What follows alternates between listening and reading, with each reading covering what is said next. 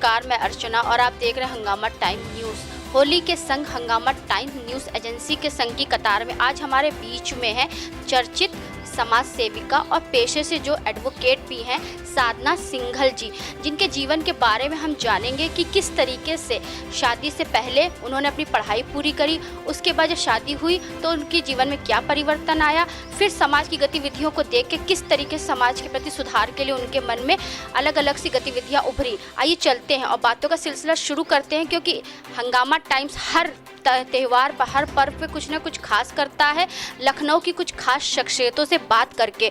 तो आज हमारे बीच में साधना सिंघल जी, तो उनसे बात करते हैं और उनके जीवन के बारे में जानते हैं। तो आपका स्वागत है मैम हमारे हंगामा टाइम न्यूज़ एजेंसी में। तो हमारे दर्शकों को कुछ बताइए अपने जीवन के बारे में। मेरा नाम साधना सिंघल है। मैं एक समाज सेविका भी हूँ। मैं पेशे से एडवोकेट हूँ और मैंने अपनी जर्नी, मैंने इंटर तक ग्रेजुएशन पास किया था शादी से पहले। शादी के बाद मेरे पति और मेरे परिवार वालों का सपोर्ट रहा। मेरे पति चाह रहे थे मैं आगे भी पढ़ूँ, जिससे कि मैंने एमए किया। उन्होंने मुझे एमए करवाया, फिर मैंने एलएलबी करी लखनऊ विश्वविद्यालय से, और उसके बाद हमने कंज्यूमर फोरम में भी डिप्लोमा इन कंज्यूमर फोरम किया। और आज इसके बाद हमें हमारी सास साथ में थी, तो उनकी सेवा करना हमारा पहले फ़र्ज़ था। इसलिए मैंने जब उनकी सेवा करी, बाद में मैंने वकालत तो पास कर ली थी 95 में, लेकिन जब उनकी डेथ हो गई 2012 में, तो उसके बाद मैंने अपना वकालत शुरू किया। यहाँ से मेरे वकालत की जर्नी शुरू होती। मैंने समाज के लिए ही देखा कि दीनहीन ग्रामीण लोग जो है, जो पैसे से कमज़ोर होते हैं और न्याय नहीं प्राप्त कर पाते हैं, न्याय का ज्ञान नहीं होता है, वो ऐसे हमारे कोर्ट में मैं देखती थी आते थे और बिना पैसे के उनका कुछ न्याय नहीं मिल पाता था।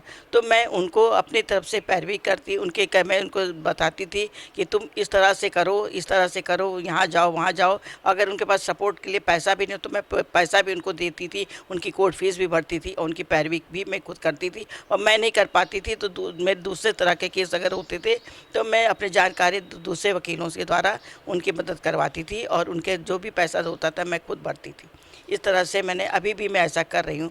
और मैं नारियों को जागरूक करना चाहूँगी कि समाज में आजकल लड़कियों के लिए बराबर का दर्जा हो गया है हमारे गवर्नमेंट की तरफ से।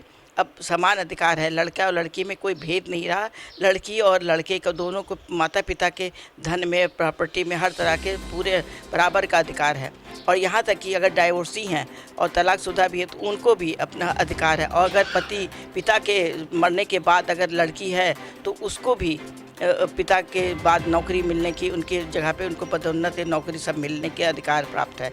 इस तरह से समाज में लड़कियों को जो जो जागरूकता होनी चाहिए वो मैं उनको बताती हूँ कि कैसे तुम ससुराल में कैसे तुम रहो और तुम्हारे क्या क्या अधिकार हैं, उसके विषय में मैं उनको ज्ञान देती हूँ, मैं बताती हूँ। बहुत सी औरतें नहीं जानती हैं और रोती रहती हैं, तो उनको अगर वो मुझसे पूछती हैं तो मैं उनको जागरूक करती हूँ और उनको बताती हूँ कि तुम्हें क्या क्या करना चाहिए।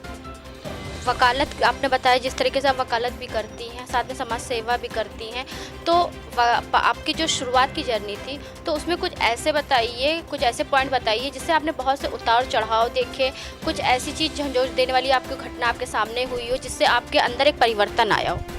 हाँ, मैंने देखा कि जब मैं कुछ भी नहीं थी तो मैंने ये देखा समाज में, जैसे कि परिवार होते थे आपस में, हमने अपने काम वालों अपने बगल में अगल बगल देखा कि अपने पति के द्वारा प्रताड़ित होती थी, मारी जाती थी। और उनके पास उनका शिक्षा, उनके ज्ञान, यदि बहुत शिक्षित भी होती थी तो उनको अपने अधिकार के बारे में नहीं पता था कि उनको कैसे जाना चाहिए, न्यायालय कोर्ट में कैसे जाएं, कैसे उसका उपचार प्राप्त करें। तो मैंने जब देखा तो मैंने सोचा कि ये हमारे पढ़ाई, अपने घर गृहस्थी को देखते हुए भी मैं एलएलबी कर सकती हूँ। इसीलिए मैंने एलएलबी का क्षेत्र चुना और मैंने सोचा ये किरण बेदी मेरी रही हैं, किरण मेरी प्रेरणादायक रही हैं।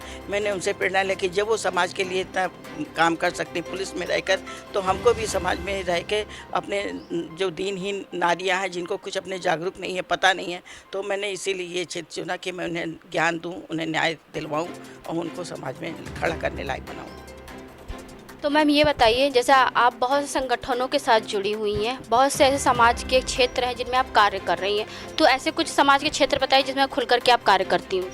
जी, मेरा एक तो संस्कृत का हम लोग का गीता स्टडी ग्रुप चलता है, जहाँ पे जो बच्चे पढ़ना चाहते हैं, गरीब बच्चे, उनको संस्कृत का ज्ञान हम लोग देते हैं। और वहाँ पे हमारे संस्था चलती है, जो हम लोग जैसे बुजुर्ग लोग हैं जो 60+ है, वो पढ़ना चाहते हैं संस्कृत। हम लोग चाहते हैं कि गीता जो हमारे विश्व में, गीता हमारे देश के पुस्तक जो विश्व में सब अग्रणीय रखती है, सर्वोत्तम उच्च शिखर पे है, तो वो हम लोग को उसका ज्ञान नहीं है कि गीता में एक्चुअल में है क्या। हम लोग बस इतना ही जानते थे कि गीता जब भी कोई किसी की डेथ होती है तो गीता का पाठ लगा दिया जाता है, शांति, उनके मन की आत्मा की शांति के लिए, लेकिन एक्चुअल में गीता है क्या, ये हम लोग को नहीं मालूम था। तो ये हमारे यहाँ पड़ोस में ही हैं, SN गुप्ता जी हैं, वो एक बहुत अच्छा काम करते हैं। वो गीता क्लास चलाते हैं, जो हम लोग को सुबह 7 से 8:30 तक 1 घंटे का वो गीता का स्टडी करवाते हैं, और हम लोग उसमें श्लोक पढ़ाते हैं, अच्छी तरीके से उसका नॉलेज पढ़ना बताते हैं, कैसे उच्चारण करना चाहिए, के शब्द अर्थ बताते हैं, जिससे हम लोग उसका ज्ञान प्राप्त करें कि हमारी इतनी उच्चक्रम जो गीता है, जो विश्व उसके लिए सराहना करता है, तो वो हम लोग को भी तो ज्ञान होना चाहिए कि हमारी संस्कृत है क्या, हम अपनी संस्कृत को जाने पहचाने। इसलिए हम लोग इसका गीता का अध्ययन करते हैं, और इसके साथ हम लोग काफ़ी लोग जुड़े हुए हैं इस क्षेत्र में, और हम लोग का बहुत अच्छा समय पास हो जाता है।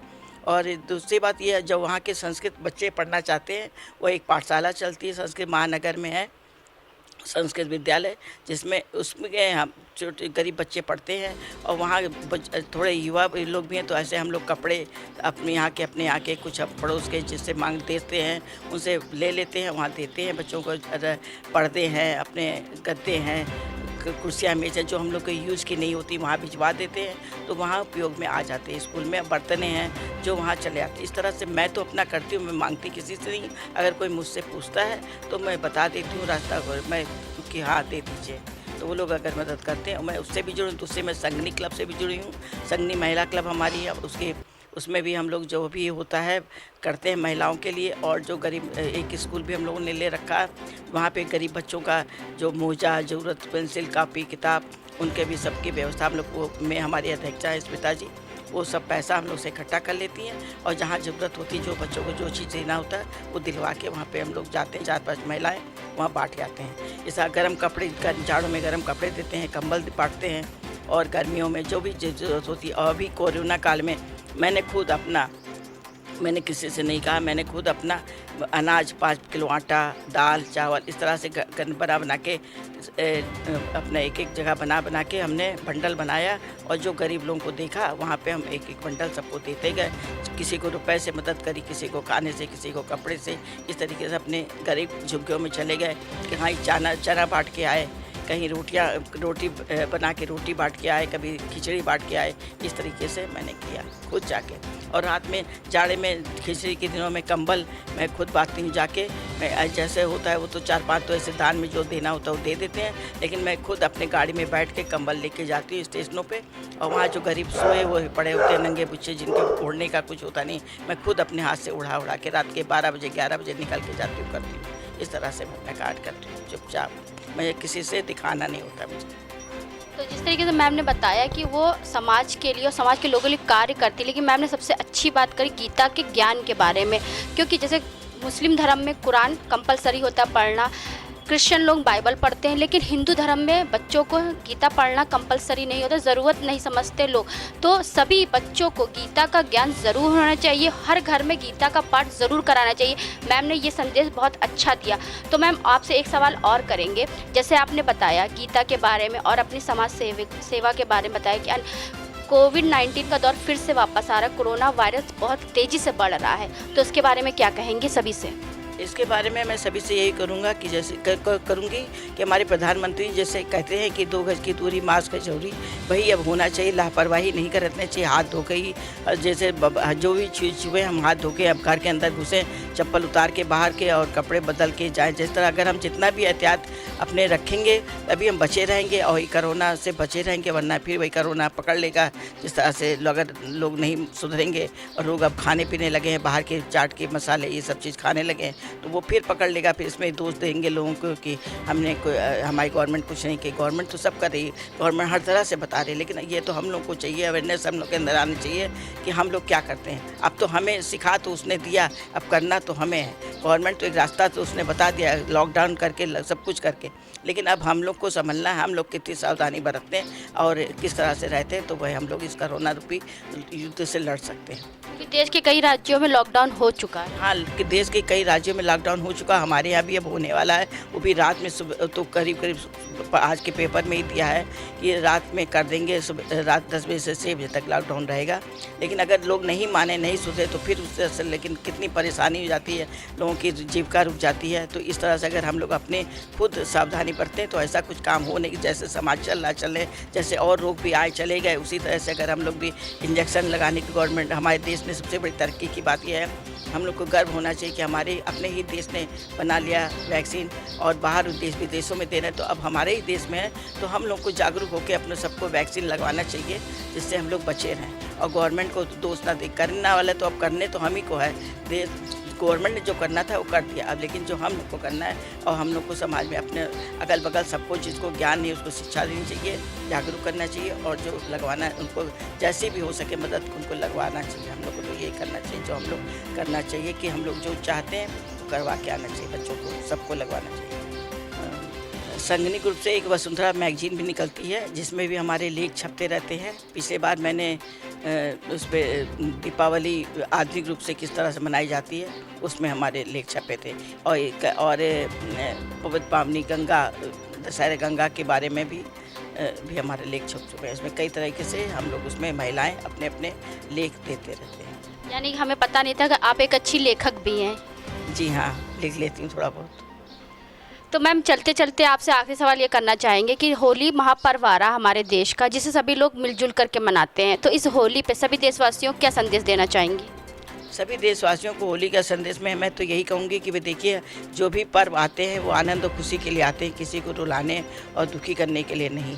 तो इसलिए जितना भी हो सके हम लोग को हर्षोल्लास से मनाना चाहिए, दूरी बना के और सुरक्षा से होली मनाना चाहिए। गंदे रंगों का उपयोग नहीं करना चाहिए, किसी को इस तरह से रंग और नहीं लगाना चाहिए कि वो आखिर हम लोग तो खुशी में लगा, जो बच्चे लगा उनको भी मना करना चाहिए कि दूर से खेलो, अच्छे रंगों से, हर्बल कलर से खेलो और टीका ही लगाओ, और जो भी अपने घर की चीज़ें ही खाओ, कहीं भी इधर उधर मत जाओ, गंदे रंगों से मत खेलो जो बाद में बीमारी का कारण बने।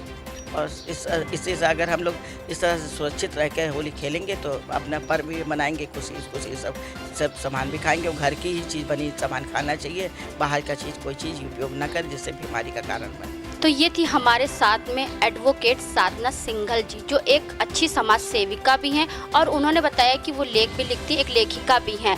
तो इस होली पर्व पे हम लखनऊ की कुछ खास शख्सियतों से बात कर रहे हैं कि किस तरीके से वो अपने जीवन में आगे बढ़ी, जीवन में परिवर्तन लाया, अपने परिवर्तन के साथ साथ समाज में भी परिवर्तन लेकर के आए।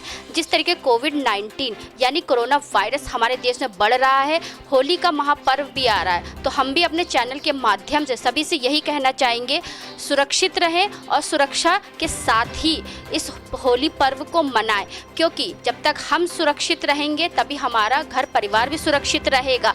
तो इसलिए जो 2020 में इतना बड़ा लॉकडाउन लगा, कई लोगों की जीविका छूट गई, कई लोगों भुखमरी के शिकार हो गए, बहुत से लोग पलायन भी हो गए लखनऊ से। तो लखनऊ से ही क्या पूरे देश में लोगों का पलायन चालू ही रहा, लोग कहां से कहां पहुंच गए।